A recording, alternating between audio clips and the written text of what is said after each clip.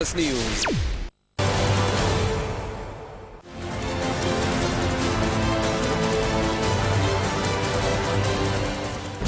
ख़वातीन और हज़रात, welcome back from the break. अब बात करते हैं आज के चौथे मुकदमे पर। यह मुकदमा एक खातून का है जिसका नाम सलीम अख्तर है और जिसका ताल्लुक रावलपिंडी से है। सलीम अख्तर का यह कहना है कि जहांगीर और उसके दीगर साथियों ने जाली दस्तावेजात की बुनियाद पर उसकी जमीन हथिया ली, जिसके खिलाफ एक मुकदमा उसने सिविल कोर्ट में 1995 में दायर किया।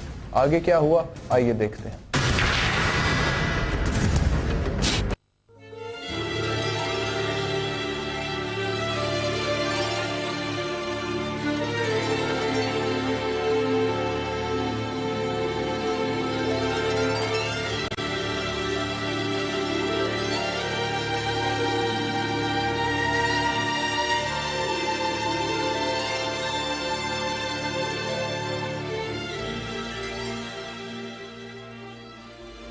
ये कब्र जरदाद खान की है। इस शख्स ने अपनी जद्दी विरासत के हसूल के लिए 16 साल तक कोर्ट कचहरियों के धक्के खाए, मगर इंसाफ के इंतजार में जिंदगी की बाजी हार गया। रावलपिंडी के इलाका झंडा चीची में ये है वो जमीन जो कि तकरीबन 1995 से मुतनाज़े है और इसकी मालियत 16 करोड़ रुपए से जायद बताई जाती है। ये जमीन चौधरी याकूब नामी शख्स की थी जो कि जरदाद खान मरहूम के वालिद थे। आजकल ये जमीन मुबैना तौर पर चौधरी याकूब की दूसरी बीवी के भाई की औलाद के कब्जे में है, जो कि कानूनी तौर पर इसके मालिक नहीं बनते। एक्सप्रेस की टीम जब मुतनाज़ा जमीन की हदूद में दाखिल हुई तो इसे रिकॉर्डिंग से रोक दिया गया। बंद करो फिर। नहीं जे तो थोड़ा नहीं बंद करो फिर। बनाने की क्या है? तो नहीं है ना, क्या भेजा क्या ना सिर्फ डराया धमकाया गया, बल्कि जब हम मुदय्यान के घर गए तो मुखालिफ ग्रुप के कुछ लोगों ने हमारी तस्वीरें बनाई और हम पर अपने घर की छत से कुछ पत्थर भी फेंके। मुदय्यान का कहना है कि काबिज ग्रुप की तरफ से इन पर पथराव और डराने धमकाने का सिलसिला चलता रहता है, जबकि वो लोग अदालत की तरफ से हुक्म इम्तनाई जारी होने के बावजूद तामीरात भी करते रहते हैं। काबिज पार्टी में से एक शख्स चौधरी मुनीर है जो कि महकमे माल का मुलाजिम रहा है और इसने अपने दफ्तरी असर और रसूख को इस्तेमाल करके कानूनी चाराजोई को मुदय्यान के लिए मुश्किल और पेचीदा बना दिया। जरदाद खान का 12 रुकनी कुंबा, जिनकी जमीन पर मुबैना तौर पर कब्जा किया गया है, इस टूटे फूटे घर के एक कमरे में जिंदगी बसर कर रहा है। जान से मारने की धमकियां देते हैं और यहाँ के जो लोग रहने वाले हैं वो सारे इनसे डरते हैं और कोई भी इनके खिलाफ आवाज उठाने के लिए तैयार नहीं है। ये घर जी, ये पुराना कुआं था इधर, ठीक है, हमारे नाना अब्बू ने बनाया हुआ था, ठीक है जनाब अली। चौधरी याकूब खान उनका नाम था।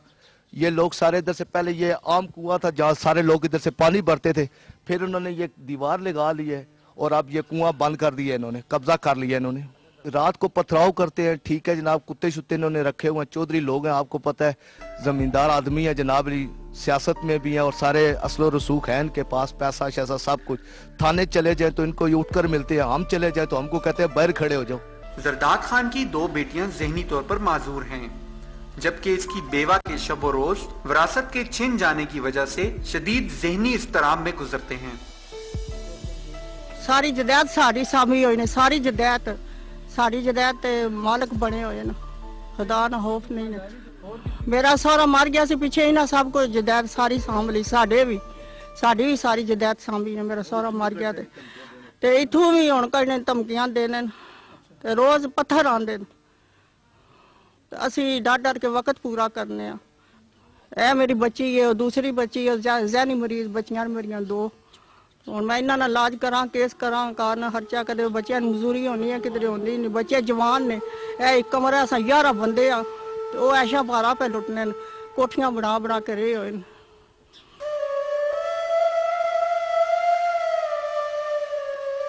मुदय्यान ने 1996 में एंटी करप्शन थाने में FIR कटवाई थी, जिसके मुताबिक मुल्जिमान के जायदाद के कागजात बोगस थे, लेकिन तकरीबन 15 साल गुजरने के बावजूद इस FIR पर कोई अदालती कार्रवाई नहीं हुई। एंटी करप्शन ऑफिस के अमले का कहना है कि FIR की मुकम्मल फाइल रिकॉर्ड में मौजूद नहीं है। तो ये रिकॉर्ड तो होने चाहिए, ये केस कहाँ चला गया, जमीन खा लिया। एंटी करप्शन के डायरेक्टर ने बताया कि FIR दाखिले दफ्तर कर दी गई थी, लेकिन इसकी वजूहात हमें नहीं बताई गईं और फाइल को परखने का मौका भी नहीं दिया गया।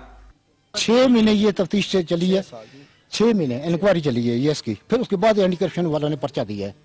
अच्छा। उसके बाद कोई कार्रवाई नहीं हुई है, वहां में इन्होंने पैसे मेल मला दी है तो पर्चा मतलब ड्रॉप करा दिया। एंटी करप्शन का पर्चा हमेशा उस वक्त दर्ज होता है जब आफ्टर प्रिलिमिनरी इंक्वायरी, और इंक्वायरी रिपोर्ट के बाद ये साबित हो गया था कि इन्होंने कहीं फोर्जरी की हुई है डॉक्यूमेंट्स में, जिस वजह से ये तमाम चीजें उन्होंने बाद में मैनिपुलेट करके बनाई। इसी तरह 2000 में सिविल कोर्ट ने मुद्दईयान के हक में जमीन का फैसला किया, लेकिन फिर सेशन जज ने इसी फैसले को नजरसानी के लिए दोबारा सिविल कोर्ट में भेज दिया और बिल आखिर फैसला मुद्दईयान के खिलाफ हो गया। गिफ्ट डीड्स के जो इंग्रेडिएंट्स हैं वो पूरे नहीं होते और उन्होंने तमाम फोर्ज डॉक्यूमेंट्स बना के ये केस में वहाँ पुट अप किए हैं, जो कि हमने सफिशिएंट एविडेंस वहाँ प्रोड्यूस की थी, लेकिन ट्रायल कोर्ट ने उसे अप्रिशिएट नहीं किया। और हमें उम्मीद है इंशाल्लाह हम अब इसको जो एपिलेट कोर्ट में वो जब इसको एपिलेट जज के सामने लेके आएंगे वो उसे कंसिडर भी करेंगे और इनके जो जिस जगह ये स्टैंड करते हैं, जो इनका राइट है, वो इनको जरूर मिलेगा। चौधरी मुनीर और सियासी असर सूख रखने वाले चौधरी अदनान के खिलाफ यही नहीं बल्कि झंडा चीची के और बहुत से रिहायशी दुकानों, घरों और जमीनों पर कब्जा करने का इल्जाम लगाते हैं। ये असनी जगह को 7 कनाल तो 7 मरले जिन्हें को नसब जड़ा है वो असना ताया मालक है तो नसब हसा इन्होंने जायज कब्जा किए लोगों ने जमीना दे, इन्होंने खिलाफ कार्रवाई की थी। जनाब कब्जा ग्रुप है, काफी अरसे तो इन्होंने जायज कब्जे किए लोगों ने जमीना दे। एक मकान है, एक जमीन है। दुकान भी आपको बता? दुकान सड़क पर है। कितने अरसे से किया हुआ? 12-15 साल 16 साल हो गए। ये दरखास्त दी हुई है उनके खिलाफ। आपका कोई केस वगैरह लड़ा? नहीं, केस इनको नहीं मिल रहा, हमें क्या मिलेगा? आप केस नहीं, क्लेम नहीं किया? नहीं किया। मुखालफत में बोलता है उसके साथ ही अपने आदमी लगा के उसके साथ लड़ाई करा के उसके खिलाफ पर्चा करा देते हैं। कब्जा कैसे किया था उन्होंने? कब्जा इन्होंने रेंट पे दिया था मकान, उसके बाद इन्होंने कब्जा कर लिया। इनके आदमी थे जो। इनके पास कागजात वगैरह कुछ नहीं? इनके पास कागजात कुछ भी नहीं है। अगर आप अपना घर मांगते हैं तो क्या कहते हैं? वो कह रहे हैं अदालत में केस चल रहा है, वो ये देगी आपको, हमारे से कुछ भी ना मांगे। सोचने की बात यह है कि अगर मुद्दा अलैहान जगह के असल मालिक हैं तो फिर उन्होंने हमें डराया धमकाया क्यों और हमारी तस्वीरें खींचने के बाद हम पर पत्थर क्यों बरसाए? इसी वजह से हम काबिज पार्टी का मौकफ भी नहीं ले सके। अगर इंसाफ किसी हकदार की मौत के बाद हो तो कानूनी कार्रवाई और शवाहिद भी पेचीदगियों का शिकार हो जाते हैं।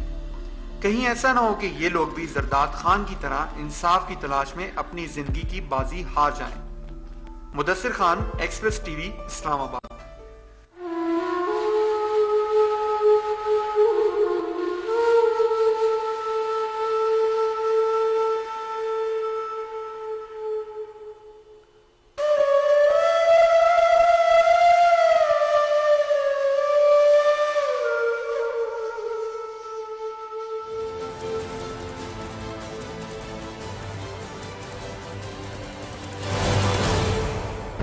तेरह साल बाद सन 2008 में सिविल कोर्ट ने अपना फैसला सलीम अख्तर के हक में सुनाया, जिस पर बज़ाहिर इस बेवा औरत को खुश होना चाहिए, लेकिन ये फिर भी परेशान है। परेशान इसलिए कि न जाने डिस्ट्रिक्ट कोर्ट अब फैसला सुनाने में कितना वक्त ले, जहां अपील जेर समात है।